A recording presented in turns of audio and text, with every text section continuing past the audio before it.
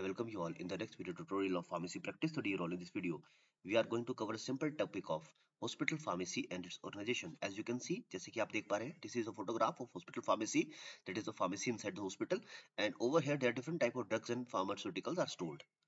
और यहाँ पे आप देख रहे हैं शेल्फ बने हुए हैं, एक वर्किंग एरिया भी है, यहाँ पे फार्मेसी ऑफिसर रहेगा, यहाँ से वो प्रोसीड करेगा, अपना काम करेगा, यहाँ पे प्रिस्क्रिप्शन रीड करने के बाद दवाइयों को देगा, डिस्पेंसिंग का काम करेगा।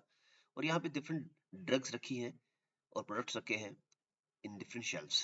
दूसरी फोटोग्राफ देख लेते हैं तो बिल्कुल सही है, यहाँ पे भी आप देख रहे हैं इंजेक्टेबल्स भी है, ओरल ड्रग्स भी रखी हुई है, इंजेक्टेबल्स भी है और सबके लिए अलग अलग स्पेस मेंशन कर रखा है, ईयर मार्क्ड कर रखा है।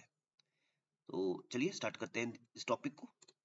तो after watching this video you will be able to know about the hospital pharmacy and its organization. So this is a schema. This is a basically general layout of hospital pharmacy. जैसे कि हमने देखा कि एक working area था, वहां पे desk रखा, वहां पे फार्मासिस्ट रहेगा, फार्मेसी ऑफिसर रहेगा और उसके चारों दोनों तरफ पे देखिए, इस तरफ भी है, बैक साइड भी होगा और इस तरफ भी आपका कुछ शेल्फ बने होंगे जहां पे आपने दवाइयां रखनी है। और एक तरफ आपका ओपन रहेगा जहां से कोई भी चीज अंदर आएगी या कोई भी इंसान अंदर आ सकता है, यहाँ से पेशेंट अंदर आएगा। तो इस तरह से इसको समझने की कोशिश करते हैं। तो वर्किंग एरिया आ गया, डेस्क आ गया, यहाँ पे फार्मासिस्ट रहेगा। इनकमिंग स्टोरेज और आउटगोइंग स्टोरेज के लिए हमेशा अलग अलग स्पेस मार्क्ड किए होंगे। इनकमिंग स्टोरेज के लिए और आउटगोइंग स्टोरेज के लिए अलग अलग स्पेस मार्क्ड होंगे। अब देखिए फार्मेसी में क्या होता है, इंजेक्टेबल सॉल्यूशंस भी होते हैं, इन्फ्यूजन सॉल्यूशन भी होते हैं, रेफ्रिजरेटर तो हमेशा रखते ही हैं। इंजेक्टेबल के लिए, सुपरफेंट्स के लिए, एक्सटर्नल यूज ड्रग्स के लिए जो भी मटेरियल है वो रखा होता है, ओरल ड्रग्स होती हैं। और एक स्पेस जरूर होगा स्टोरेज के लिए, अगर कोई चीज खाली हो चुकी है तो स्टोरेज फॉर एम्प्टी बॉक्सेस भी यहाँ पे आपको एक मार्क करना है। तो this is a simple diagram of this hospital pharmacy. ये स्टार्ट करते हैं। What is hospital pharmacy? Hospital pharmacy is the health care service which is the art, practice and profession of choosing, preparing, storing, compounding and dispensing medicines and medical devices. Different type of healthcare professionals and patient on their safe and effective use. मतलब pharmacy का काम सिर्फ दवाइयां देना ही नहीं, compounding dispensing ही नहीं, preparing storing, दवाइयों के साथ साथ मेडिकल डिवाइसेस भी आ गए, और एडवाइज करना, ये मैंने स्किप किया point, advising healthcare professional patient on their safe, effective and efficient use. तो this is the most important line जो आपको याद रखनी है। तो hospital pharmacy is a specialized field of pharmacy which forms an integrated part of patient healthcare in the health facility, and it is the profession that strives to continuously maintain and improve the medication management and pharmaceutical care of patient to the highest standard in a hospital setting. तो this is a basic definition, बिल्कुल simple है। अगर हम functions की बात करें तो hospital pharmacy का क्या फंक्शन हो सकता है?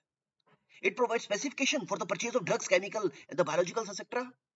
Proper storing of drug बिल्कुल रहेगी। Manufacturing and distribution of medicaments such as transfusion fluids, parenteral products, tablet, capsules, ointment and stroke mixture। जरूरी नहीं है कि हर बार दवाई आपको एक टेबलेट की पैकिंग में ही आए और एक फार्मासिस्ट को उसी तरह उसी रूप में उसको देना पड़े पेशेंट को। आपको दवाइयां मैन्युफैक्चर्ड भी करने पड़ सकती है उस वक्त। मान लीजिए आपको कोई सोल्यूशन बनाना है तो फार्मेसी का काम है, वो सोल्यूशन बनाएगा। अगर कोई ट्रांसफ्यूजन फ्लूइड तैयार करना है, फार्मासिस्ट कर सकते हैं। Dispensing and sterilising parenteral preparation which are manufactured in the hospital, बिल्कुल स्टरलाइजिंग पेरेंटल प्रिपरेशन बिल्कुल करेंगे। Dispensing of drugs as per the prescription of the medical staff of the hospital. Filling and labelling of all the drug container from which medicine are to be administered, बिल्कुल ध्यान रखा जाएगा। Management of store which include the purchase of drugs, proper storage of drugs and maintenance of record. This is the main work of pharmacy officer or pharmacist. Establishment and maintenance of drug information center. ये हम देखेंगे आने वाले time पे कि DIC चीज क्या है, क्या क्या चीजें आती हैं DIC में, किस तरह की इंफॉर्मेशन को स्टोर करके रखा जाता है। Providing cooperation in teaching and research program and discarding the expired drugs and container worn and missing labels. So this is the basic function of hospital pharmacy. अगर हॉस्पिटल फार्मेसी ऑर्गेनाइजेशन के structure की बात करें तो the proper structure involve two step process, जिसमें कि pharmacy manager identify a relatively standard organisational design that chooses its pharmacy needs. एक model देखा जाएगा, जैसे हमने एक डायग्राम देखा पीछे, तो हॉस्पिटल फार्मेसी स्ट्रक्चर का कुछ इस तरह से लेआउट है, ये लेआउट की बात कर रहे हैं। This is the layout 1, this is layout 2। दो लेआउट हो सकते हैं अलग अलग, ये स्टैंडर्ड नहीं है कि ऐसा ही होगा कि वर्किंग एरिया यहीं पे होगा, इसको आप चेंज भी कर सकते हैं। जैसे यहाँ पे वर्किंग एरिया के साथ डेस्क बना दिया है, फार्मासिस्ट ऑफिसर या फार्मेसी यहाँ पे बैठेगा। इस स्कीमेटिक डायग्राम को अगर आप देख पा रहे हैं तो यहाँ पे वर्किंग एरिया है, डेस्क आपका आउटगोइंग स्टोरेज के साथ है, तो इट माइट बी चेंज, लेकिन बाकी स्पेस तो होगा। दोनों तरफ आपको जितना भी मटेरियल है उसको स्टोर करके रखना है। तो मटेरियल इंजेक्टेबल ड्रग्स होंगी, ओरल ड्रग्स होंगी, एक्सटर्नल यूज के लिए ड्रग होंगी, सुपरफेंट्स होंगे, रेफ्रिजरेशन के लिए अलग से, कैपेसिटी के लिए अलग से स्टोरेज स्पेस मेंशन होगा। इनकमिंग स्टोरेज, आउटगोइंग स्टोरेज तो हमेशा होती ही है। ये सुपरफेंट्स बार बार वर्ड आ रहा है, इसका मतलब होता है नारकोटिक्स के लिए आपको अलग से स्पेस मेंशन करना है, उसको मिक्स नहीं करना है बाकी ड्रग्स के साथ। ऐसा नहीं कि नशेड्स वाले ड्रग के साथ आपने नारकोटिक्स रख दी है, it should be stored separately. So this is the layout. Hospital pharmacy is mostly located in the hospital premises so that patient and staff can easily approach it. और अगर मल्टी स्टोरी बिल्डिंग की बात कर रही है, in a multi storey building of hospital the pharmacy should be preferred located on the ground floor और specially on the dispensing unit. अगर भूमंजिलिया इमारत है, मल्टी स्टोरी बिल्डिंग है, तो फार्मेसी हमेशा ग्राउंड फ्लोर पे रहेगी, या हर एक स्टोरी पे, हर एक बिल्डिंग पे फार्मेसी के छोटे छोटे यूनिट्स जो होते हैं, मल्टीपल, जो हमें स्मॉल फार्मेसी होती है, मिनी फार्मेसी, वो भी हो सकती है। वो आगे चल के देखेंगे भी कि किस तरह से उसका लेआउट होता है। तो I think this is clear. Now next point is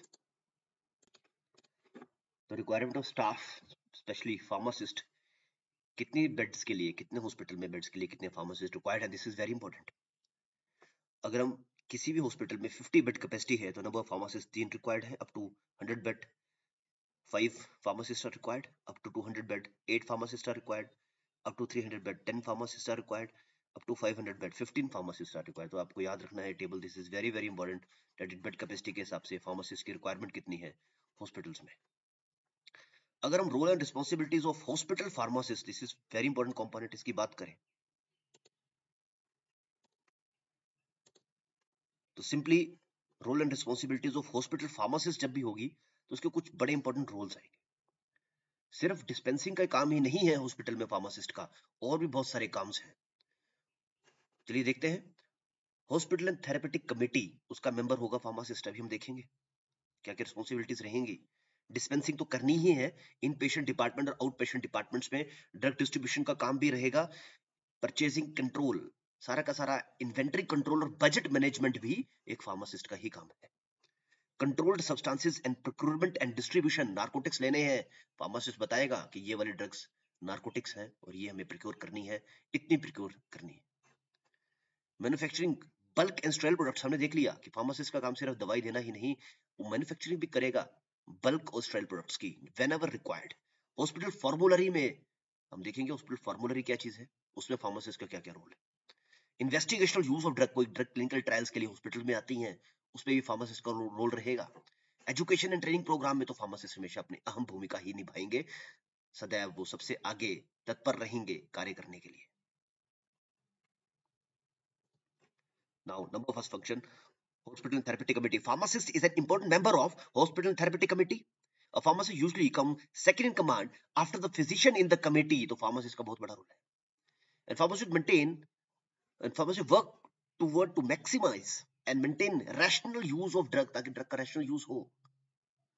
Dispensing तो काम रहेगा।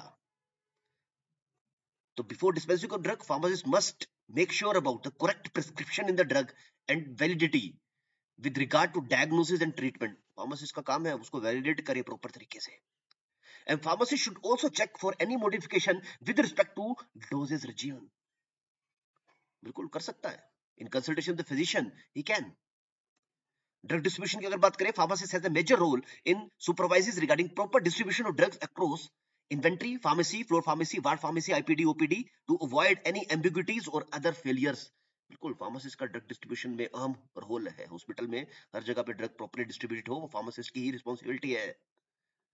Budget control, inventory, budget management, inventory control और परचेजिंग में भी फार्मासिस्ट का रोल रहेगा। Pharmacist plays an important role in purchasing of drug account. कहां से ड्रग लेनी है फार्मासिस्ट डिसाइड करेंगे, कितनी ड्रग लेनी है pharmacist will do. So there are a variety of products with similar characteristics. In such cases, pharmacist has to choose the best few from a variety of products. and it also has to take balancing and rational decision considering economy, health and and user service. तो pharmacist हमेशा ध्यान में रखेगा कि जो भी product लेना है उसमें इकोनॉमी, हेल्थ, पेशेंट का और उसका डिसीजन मेकिंग जो सारा का सारा काम जो है ड्रग्स इन्वेंटरी कंट्रोल का, बजट मैनेजमेंट का, परचेसिंग का, फार्मासिस्ट के ऊपर ही है। Controlled substances procurement and distribution की अगर बात करें तो hospital procure control substances also large volume, उसका मिसयूज ना हो बिकॉज ड्रग्स ऑफ अब्यूज हैं सारी ये। कंट्रोल सब्सटेंसेस में आपके नार्कोटिक एंड साइकोट्रोपिक सब्सटेंसेस आते हैं। So thus supervising this unit by the pharmacist has a crucial, and for the procurement of controlled substances they require complete legal paperwork and pharmacist is an authorized by law for the procurement. Without consent of pharmacist, hospital cannot procure the same. तो pharmacist का एक बहुत बड़ी भूमिका है controlled substances को procure करने के लिए। And pharmacist has also responsibility to regulate the use of such substances in hospital premises because such substances are very likely to be misused. बिल्कुल, अगर मैन्युफैक्चरिंग की बात करें तो manufacturing bulk and steroid products का काम ये भी फार्मासिस्ट करेंगे। अगर सॉल्यूशन बनाने की जरूरत है, मान लीजिए सलाइन सॉल्यूशन बनाना, डेक्स्ट्रो सॉल्यूशन बनाना है, तो हॉस्पिटल में फार्मासिस्ट बनाएंगे वो सॉल्यूशंस। तो large hospital manufacture their own bulk drugs to save the cost and allow steady supply of commonly used drugs. For example, paracetamol, ranitidine, saline solution, dextro solution. And in such hospital, the manufacturing plant or the unit is segregated into several compartments like manufacturing, packaging, QA, etc. और pharmacist इसको supervise करेगा। Hospital formulary की बात करें, it is a brief and compilation of all the information related to drug and guidance for the regulation of hospital. Hospital formulary book की तरह है जिसमें सारी की सारी इंफॉर्मेशन दे रखी है हॉस्पिटल के बारे में, पेशेंट्स को जो थेरेपी दी जा रही है उसके बारे में, उसको मेंटेन करने का काम भी फार्मासिस्ट का ही है। It is similar to pharmacopoeia, जैसे हम लिख रहे हैं कि it is similar to pharmacopoeia but intended towards incorporating better and cheaper condition specific drug in the hospital pharmacy. So it generally contains the drug information which is particularly preferred by the hospital pharmacist for the patient. तो यहाँ पे उसकी पूरी maintain करने का काम भी pharmacist ही करते हैं। इन्वेस्टिगेशन ड्रग यूज, कोई ड्रग क्लिनिकल ट्रायल के लिए हॉस्पिटल में आती है, इन्वेस्टिगेशन ड्रग यूज, ड्रग उसको बोला जाता है। तो based upon the technical expertise hospital pharmacist are work in phase 1 and phase 2 clinical trial. बिल्कुल फार्मासिस्ट काम करेंगे क्लिनिकल ट्रायल्स में। And drugs used in clinical trial generally reviewed by hospital pharmacist and HTC, that is a committee known as the Hospital Transfusion Committee before use. Education programme में तो pharmacist की अहम भूमिका रहेगी। तो जितने भी हमारे हेल्थ के प्रोवाइडर्स हैं, चाहे वो नर्सिस हो, फार्मासिस्ट हो, एडमिनिस्ट्रेटर हो, फिजिशियंस हो, उनका एक बहुत बड़ा ऑब्लिगेटरी ड्यूटी भी है कि जितने भी हेल्थ के प्रोग्राम्स हैं, एजुकेशन प्रोग्राम्स हैं, उसमें बढ़ चढ़कर वो हिस्सा लें। तो majority of the hospital provide the training programme for the health care practitioners. Such training program runs under diverse faculty of physician, administrator, nurses and pharmacists. So I think this is clear. So we have completed this topic of hospital pharmacy and its organization. Remember this flowchart. This is the role and responsibilities of hospital pharmacist जो हमने complete कर ली, and this is the layout of hospital pharmacy. So in the end, I acknowledge all the sources that I have used to prepare this video. This is for educational purposes only. There is no commercialization involved. Thank you very much for your valuable time.